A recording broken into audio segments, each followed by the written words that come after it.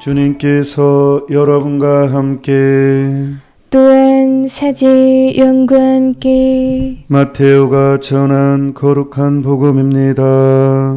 주님 영광 받으소서. 그때 예수님께서 제자들에게 말씀하셨다.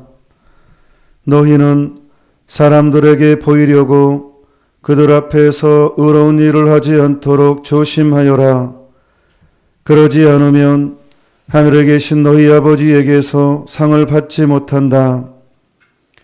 그러므로 네가 자선을 베풀 때에는 위선자들이 사람들에게 칭찬을 받으려고 회당과 거리에서 하듯이 스스로 나팔을 불지 마라. 내가 진실로 너희에게 말한다. 그들은 자기들이 받을 상을 이미 받았다. 내가 자선을 베풀 때에는 오른손이 하는 일을 왼손이 모르게 하여라. 그렇게 하여 내 자선을 숨겨두어라. 그러면 숨은 일도 보시는 내 아버지께서 너에게 갚아주실 것이다. 너희는 기도할 때 위선자들처럼 해서는 안 된다. 그들은 사람들에게 드러내 보이려고 회당과 한결 모퉁이에 서서 기도하기를 좋아한다. 내가 진실로 너희에게 말한다. 그들은 자기들이 받을 상을 이미 받았다. 너는 기도할 때 골방에 들어가 문을 닫은 다음 숨어 계신 내 아버지께 기도하여라. 그러면 숨은 일도 보시는 내 아버지께서 너에게 갚아주실 것이다. 너희는 단식할 때 위선자들처럼 침통한 표정을 짓지 마라. 그들은 단식한다는 것을 사람들에게 드러내 보이려고 얼굴을 찌푸린다. 내가 진실로 너희에게 말한다. 그들은 자기들이 받을 상을 이미 받았다. 너는 단식할 때 머리에 기름을 바르고 얼굴을 씻어라. 그리하여 내가 단식한다는 것을 사람들에게 드러내 보이지 말고 숨어 계신 내 아버지께 보여라. 그러면 숨은 일도 보시는 내 아버지께서 너에게 갚아주실 것이다. 주님의 말씀입니다. 그리스도님 찬미합니다.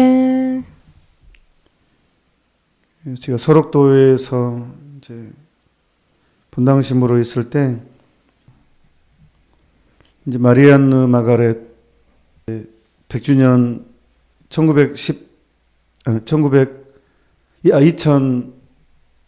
2017년이 병원 개원한 지 100주년이었거든요. 이제 100년의 역사 안에서 거의 절반 가까이 어려운 사람과 함께했던 마리안느 마가렛 이야기를 세상에 해야 된다고 생각을 했어요. 빛은 드러나기 마련이니까. 그래서 이제 초대를 했고, 또 제가 보좌신부 때 저는 같이 그분 두 분하고 살았었거든요. 두 분하고 살고 제가 있을 때 그분들이 떠나셨거든요. 제가 이제 보좌신부로 있을 때 편지 한 장 남기고 아무도 모르게 빈손으로 저는 비밀을 조건으로 3일 전에 들었습니다. 그분들이 떠나신다는 것을 40년, 43년, 마가렛은 39년인데 또 한국에는 외관 한센인 정착촌, 그 다음에 전주 동백원, 거기도 한센인 정착촌입니다. 거기서도 살았기 때문에 사실 한국 삶은 마가렛이 더 많습니다. 단지 서록도 삶이 이제 마리안느가 좀 더 길고.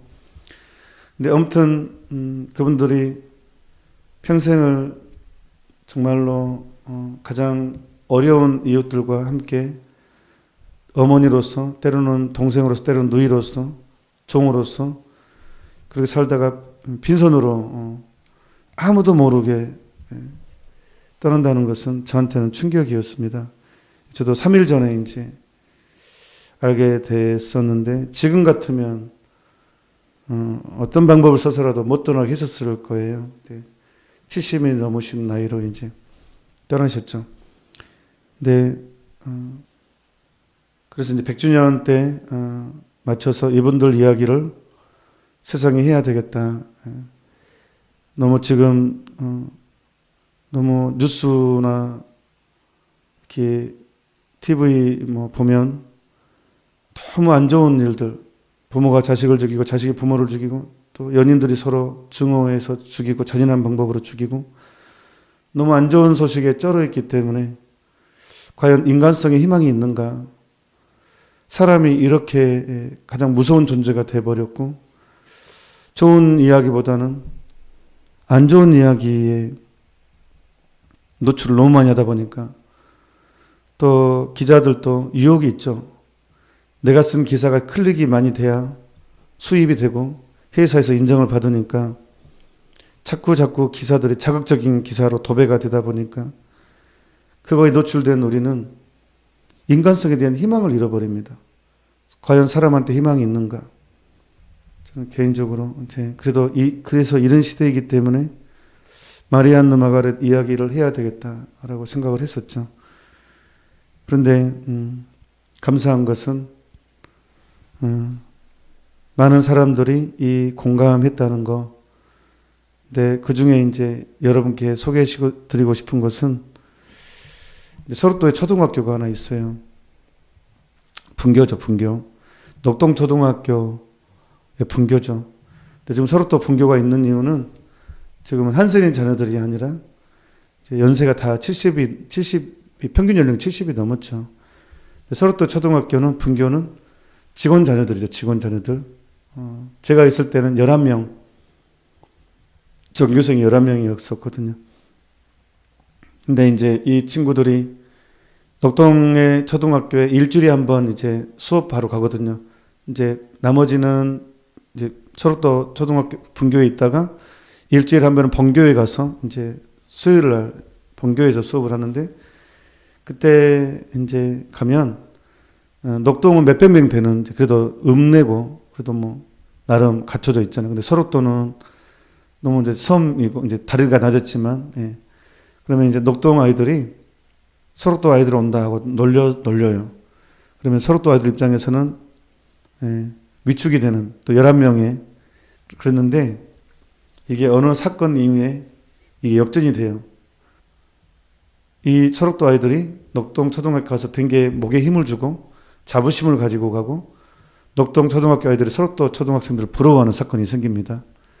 예, 어떤 사건 이후에 이런 일이 벌어졌냐 그러면 100주년 때 마리안느가 초대돼서 오셨어요.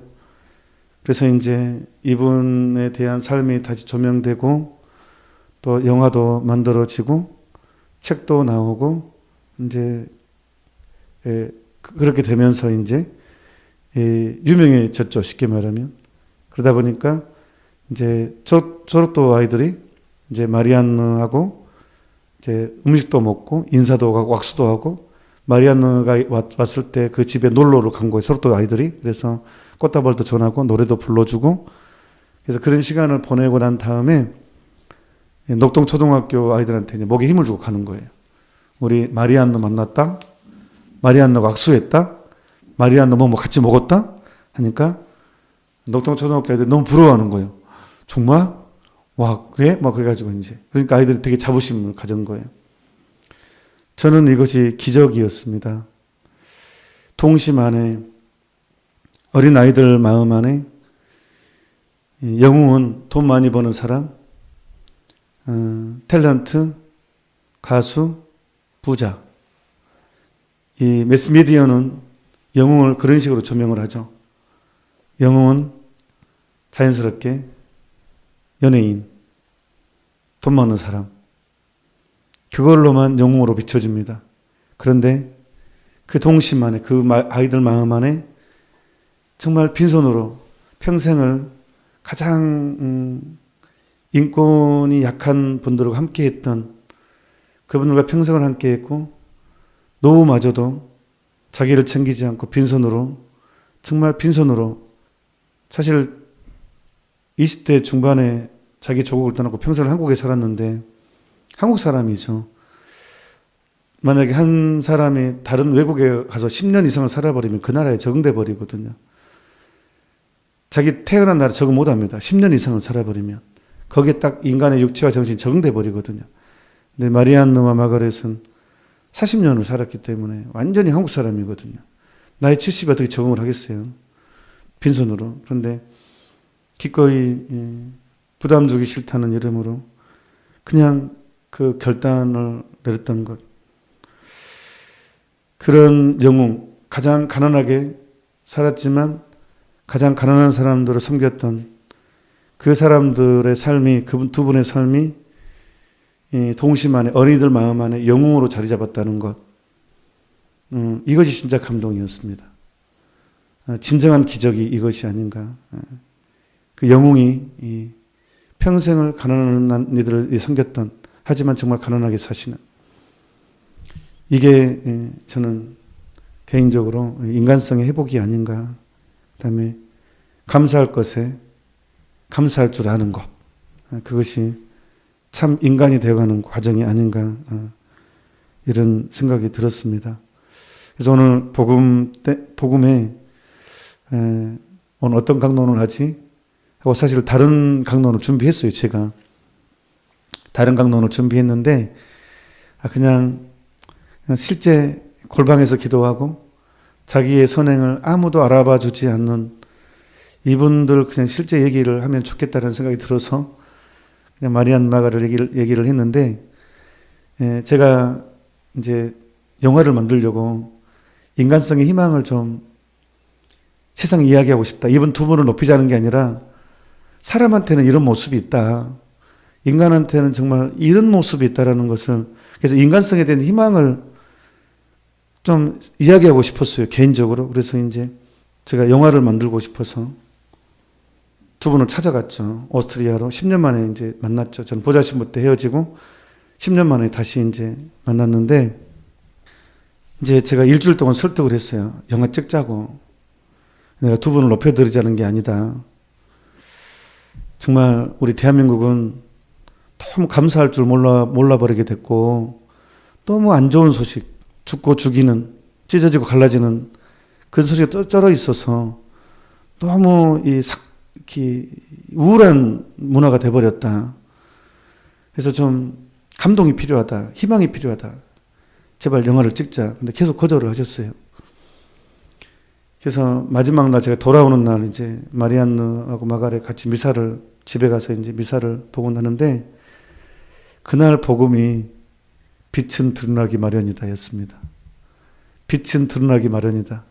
그래서 제가 역시 하느님은 내 편이다. 예수님은. 그래서 제가 그 빛은 드러나기 마련이다는 걸 주제로 두 분에게 강론을 했죠. 두 분이 아무리 숨기려고 해도 숨을 수가 없다. 이 빛은 숨을 수가 없다. 그래서 저는 진짜로 대한민국을 위해서, 인간성에 대한 희망을 위해서 두 분 이야기를 꼭 하고 싶다. 그러니까 정말로 처음으로 침묵을 하시더라고요. 미사 중이어서 침묵했는지, 강론이니까 침묵했는지, 그 권위 때문에, 그 권위를 존중하는 강론이니까. 그래서 이제 드디어 통했다. 진심이 통했다. 막 강론하면서 좋았거든요. 그래서 정말 미사를 끝나고 옷을 딱 갈아입고 영화 찍읍시다 라고 하니까 마리안느가 저한테 그러는 거예요. 신부님 살려주세요 그러는 거예요. 그러니까 놀래가지고 제가 아니 왜요? 그러니까 우리는 정말 대단한 일 한 게 아니다. 우리가 대단한 일 한 게 아니다. 와, 완전 감동이었어요. 진심으로 믿고 있어요. 우리는 대단한 일 한 게 아니라는 걸 진심으로 믿고 있어요. 두 번째는 우리는 알려지기를 원하지 않는다. 세 번째는 조용히 죽고 싶다. 조용히 죽고 싶고 알려지기를 원하지 않는다. 우리 대단한 일 한 게 아니다. 진심으로 그렇게. 그 말이 저한테는 또 다른 감동이었어요. 제가 보자신부 때 그분들을 뵙고 차도 마시고 이야기하며 느꼈던 감동, 또 그분들이 삶을 바라본 감동보다도 또 다른 차원의 감동이었어요. 그래서 제가 알겠다고. 그래서 이제 돌아왔죠. 원래는 이제 KBS에 부탁을 했었죠. 영화를 해달라고. 돌아와서 이제 곰곰이 생각하는데 순간 물론 이제 그게 무산돼 가지고 이제 영화를 이제 어떻게 할 수밖에 없었는데 결국은 나왔죠. 근데 계속 묵상을 하는데 그래 이것을 찍자 거절하는 장면 이게 진정한 승리다. 사람들은 본능적으로 자기가 한 일에 대한 감동이 있잖아요. 나 이렇게 좋은 일을 했어. 자기 만족이 빠지잖아요. 그런데 이분은 그 연세에 그렇게 많은 헌신을 하고도 진심으로 알려지기를 원치 않는다는 거, 진심으로 자기 별로 중요한 일 한 게 아니다라고 믿고 있는 거, 진짜로 이 거절하는 이 장면이 진정한 인간 승리가 아닌가 그런 생각이 드는 거예요.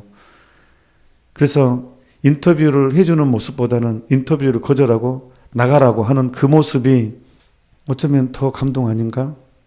그리고 무엇보다도 이분들의 이 평생을 헌신하고 알려지기를 원치 않는 이 두 분의 영상을 담아놓지 않으면 인류는 엄청난 영적인 정신적인 유산을 잃어버린다고 생각이 들더라고요. 나는 이 두 분의 이분들이 원하든 원하지 않든 이분들의 영상을 담아낼 의무가 있다. 갑자기 그런 생각이 들었어요. 성인들은 절대로 자기가 성인이라고 생각하지 않거든요. 죄인 중에 죄인이라고 생각을 하거든요. 그러니까 하지만 교회는 이분들을 기리거든요. 또 왜 우리 모범이 되기 때문에. 그래서 영상을 담아야 되겠다는 오히려 더 강한 의지가 생겼었어요. 그래서 결국은 허락을 해주셨고 나중에는 인터뷰 이렇게 하도 신부가 하도 막 그렇게 달려들고 또 편지 보내고 이제 그 영화 감독님이 하니까 이제 마지못해 어쩔 수 없이 응했었죠. 예. 그래서 이제 제가 초창기에 노벨 평화상 운동하니까 사람들이 좀 많이 비난을 했어요. 왜 조용히 살고자 하는데 이렇게 그러냐. 너무 정치적이 아니냐. 뭐 이런 생각하는데 그것보다도 그런 의도가 아니었고 원래 상이라는 것은 받고 싶다 할 때 이미 그 상 자격은 잃어버리죠. 오늘 예수님께서 하신 말대로 상이라는 것은 본인이 원하지 않고 숨어서 하는 사람에게 주는 상이라는 생각이 들어서 진정한 가치가 왜냐하면 이 상을 통해서 많이 알려지니까 이분은 이미 본인들은 이미 그런 하느님께로부터 그런 보험을 받고 있고 우리를 위해서 너무 이기적이고 나눌 줄 모르고 자기중심적인 우리를 위해서 이런 운동들이 감동을 우리에게 더 큰 상이 되지 않을까. 이분들의 삶 자체가 우리에게 상이 된다는 생각에서 사실은 했었죠. 이번에 문재인 대통령이 오스트리아 방문하셔서 뉴스에 어제 보니까 회의할 때 마리안느 마갈의 이야기를 언급했더라고요. 그래서 그것도 하나의 감동이었고 아무튼 우리에게 권력은 숨은 일 정말 하느님과 나의 숨어서 하는 일 안에서 겸손함 안에서 이 권력은 형성되지 않는가 그런 생각이 듭니다. 그래서 우리에게 유일하게 남는 것은 하느님 만날 때 우리가 유일하게 하느님께 자랑할 수 있는 것은 나 이렇게 힘들었습니다.